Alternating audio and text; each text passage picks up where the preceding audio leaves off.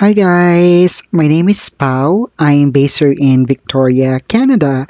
So I will be sharing my journey and my experiences living here in Canada together with my family. So ngayon papunta tayo ng downtown dahil may gagawin tayo doon and samahan niyo ako at parating na yung bus ko. Let's do it! So guys, we arrived here in downtown Victoria. Alam niyo ba guys kung bakit tayo nandito ngayon? Kasi nga, I have a good news for you. Dumating na yung AOR namin sa PR application. So, after a year na nag-apply kami ng permanent residence application dito, ngayon lang kami nakatanggap ng AOR kasi medyo humigpit yung immigration ng Canada. And then, alam mo yon, ngayon lang ulit sila nag-open. So, yeah, after a year, so finally, we're waiting for, after a year of waiting, so finally, meron na tayong AOR. Oh my God! Ang saya-saya! Yung downtown. Alam mo, dito sa Victoria, napaka simple lang. Unlike ng mga big cities like Vancouver, Toronto, Calgary, medyo hindi pa siya ganun ka-populated. And ito yung pinakamagandang place sa Canada kasi nag-i-snow na lahat, halos buong Canada, pero itong Victoria hindi pa rin. Siguro mga twice a year lang dito nag-i-snow. Yun ang kagandahan dito. I'm gonna show you the place. So ayan, lakad-lakad lang tayo. Look at the place, everything.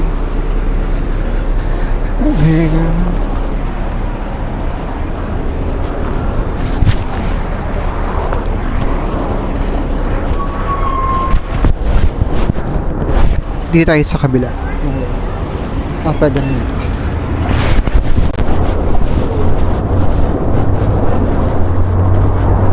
So, pasensya na at medyo nahihiya pa ako.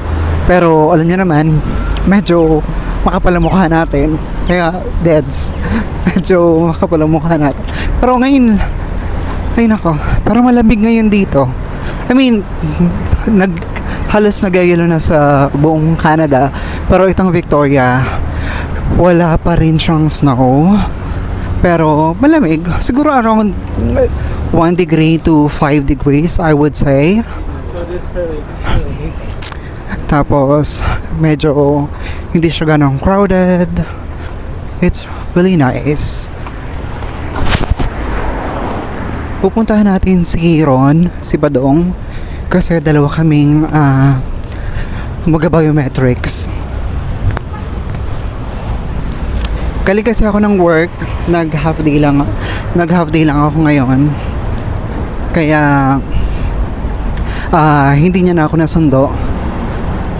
Sabi ko sa kanya, dumiretso na siya ng downtown. Didiretso na rin ako dito. So, kaya tayo nag-bus. Alright? So, pakita ko lang sa inyo yung buong lugar. It's really a beautiful place. Look.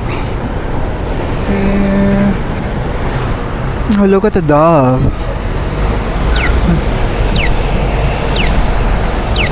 So, yeah.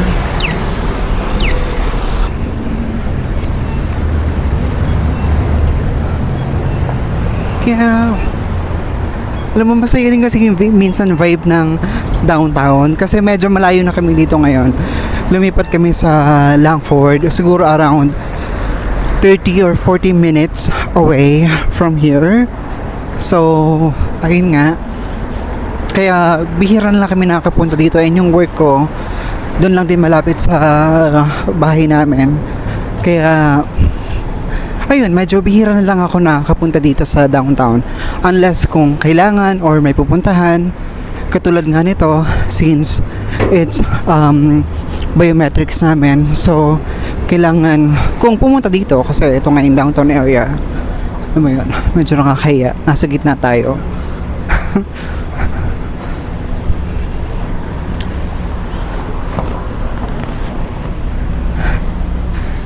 Alam mo guys, nakakahiya na talaga. Pero, ewan ko ba, mukha akong tanga.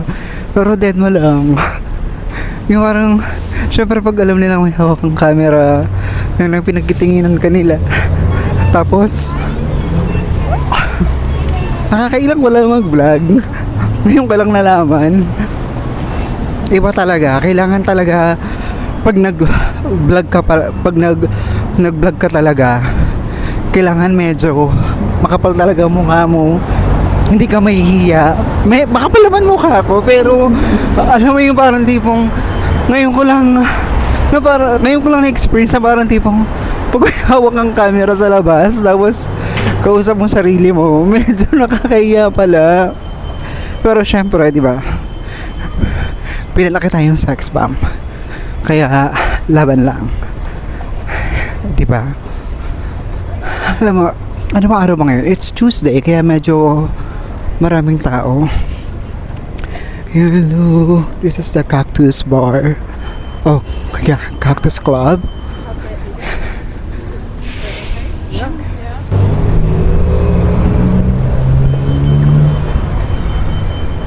Hintayin lang natin. Yan, let's go. Medyo malayo yung pinag-parkingan ni Ron. Pero usually kasi doon talaga kami nag-park.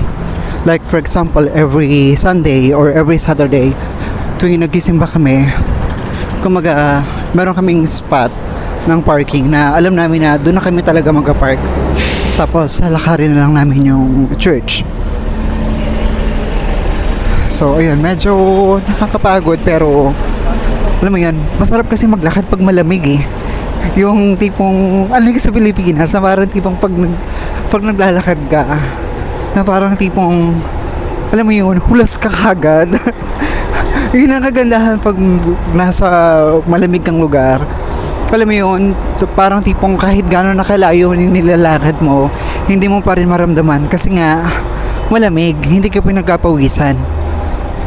Hindi ka hulas, di ba? Intact pa rin yung pack, di ba? Fresh. Ganun. So, ay, ito yung sa mga paborito kong kinakainan. Dito masarap dito, Smile Chicken. Look, Smile Chicken.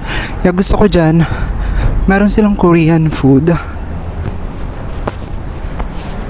Igang corn dog. Paborito ko rin yan. Look.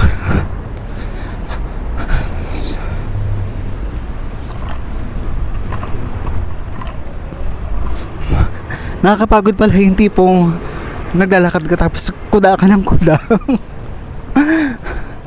Medyo nakakahingal siya, pero laban lang. Alam mo yun, alabutang inang hangin. Pag humangin siya kasi malamig, as in malamig siya.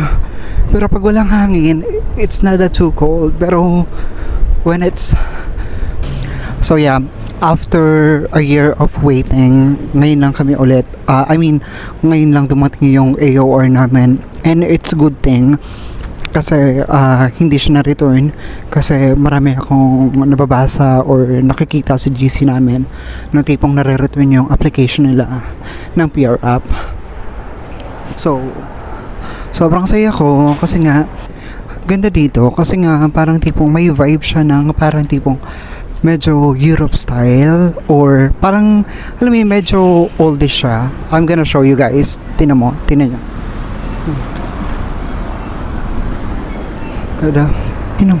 Look at the place. Diba? Isn't it nice?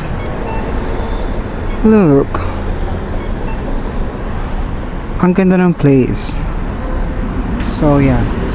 So tatawid tayo ngayon. Let's go cross the street.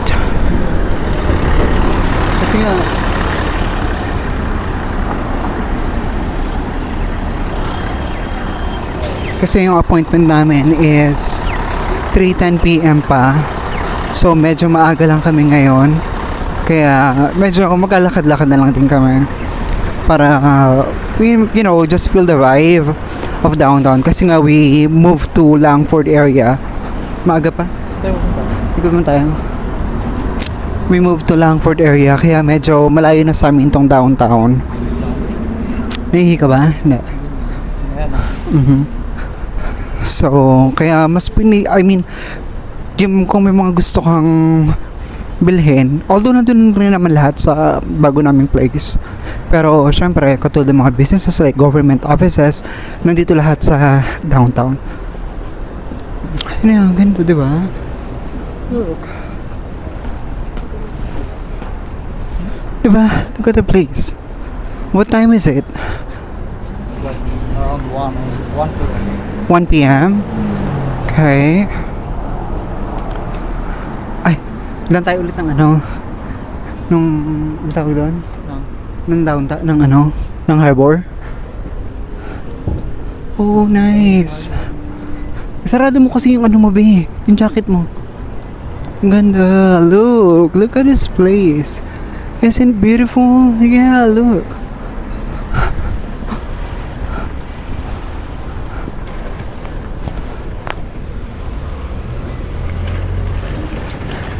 So, alam mo medyo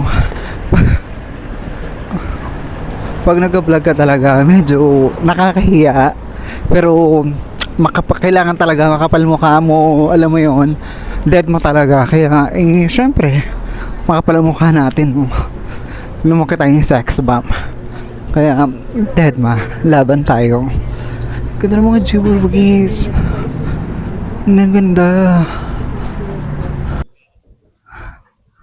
So, kailangan talaga kahit mga tipong naiilang sila. Actually, naiilang sila sa camera dahil nga may dala tayo. Pero, dead ang ganda. Look, I'm gonna show you.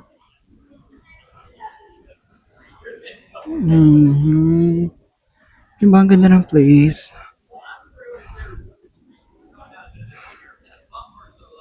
Here. Here. And those are some souvenir items that you could able to buy if you want. So they have a big black bear here. Oh, cute! Look how cute it is. It's so big. That's a massive bear. Look how beautiful it is. Mas maganda siya pag during spring or summer kasi talagang parang napaka-vibrant niya, makulay siya. Pero ngayon dahil winter nga ngayon, medyo walang mga bulaklak, walang ganong mga halaman. Pero during summer or spring and summer, sobrang ganda na ito. Grabe, sobrang daming turista na nandito. Ang ganda. Wait lang. That's the harbor. Walang seaplane.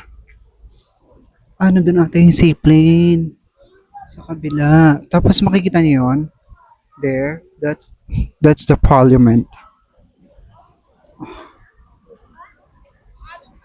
There. That's the parliament.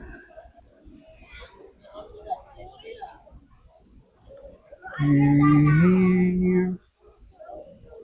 Tour ko lang kayo around. Yeah, winter kasi ngayon, kaya alam mo yun. Pero pag during spring or summer, sobrang vibrant niya. And that's the Empress Hotel. There you go. That's the Empress Hotel. There. This is the Visitor Center Victoria. And this is the harbor. So, and the boat. There. So nice. Tapos merong walkway here.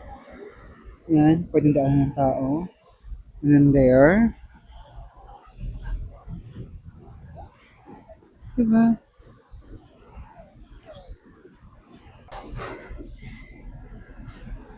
So guys, katatapos lang namin kumain dito nga sa Smile Chicken. Alam mo yun, sobrang sarap ng manok niya, sobrang sarap ng chicken nila, kaya binabalik-balikan ko talaga to dito. Well, pinapagod sarili ko kasi. So ngayon, since medyo maaga pa, magkapalipas na kami ng oras kasi yung appointment namin sa biometrics is 3:10 p.m. And it's only, anong oras sabi? 14 pa lang, one hour pa. So we still have like 1 hour. Gusto mo doon ka muna sa sasakyan? Mag-iikot lang ako. Habang nag-vlog. Wait na. Wait lang, be. Hindi mo naman ako. Hindi ko sinabing ayun, magbablog ako mag-isa. Pero, tayo ko naman ako. Para may iwanan ko itong gamit. Saan? Hindi, iwanan mo lang. Babalik naman ako dun eh. After 1 hour. Iwanan mo kaya. Yung,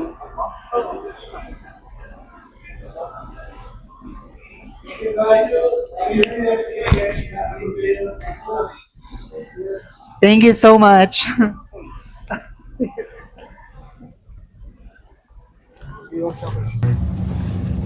Hi guys, so we're back and katatapos ng mga biometrics namin. Sobrang bilis lang niya. Hindi siya ganun katagal compare sa Pilipinas na medyo mahaba yung pila. Pero dito, sobrang saglit lang. Sobrang bilis lang talaga.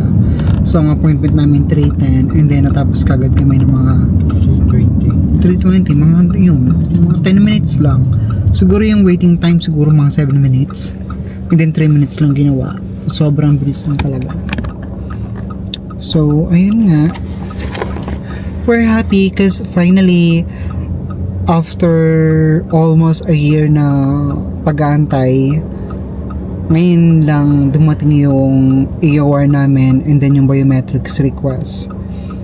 So, sobrang grateful and sobrang, alam mo yun, happy pa rin kami despite na tipong matagal yung application. That's okay, at least alam namin na gumagalaw siya. Ayun, kaya sa mga naghahantay pa rin, nag-aabang, don't worry, darating din yung time nyo. Talagang patience and prayers lang talaga na sana nga dumating. Kasi alam naman natin ngayon yung Canada, humigpit talaga yung immigration system talaga nila. So, ayun. Ngayon papunta kami ngayon sa friend ko. Daan kami doon kasi nga magluluto kami ng pansit. Yun lang. So, yun lang na update. And then, just to give you a tour around Victoria. Again, here it is. Ayan. There's the bus. Ayan siya. Maliit lang siyang city. Hindi siya ganun kalaki. Pero, napakaganda nito pag summer, spring and summer kasi napaka-vibrant. Ngayon kasi syempre alam niyo yung lagas fall, winter ngayon kaya talagang wala mga puno kasi naglagas sila. Diba? Hindi, yung bus natin. Kulat ko sa'yo. Akala ko ano. Di ba yan yung bus natin? So, ayun. So, update namin kayo ulit kung merong update sa application namin para sa mga nag-aantay din kung nasa same phase na rin kayo ng application namin for permanent residents.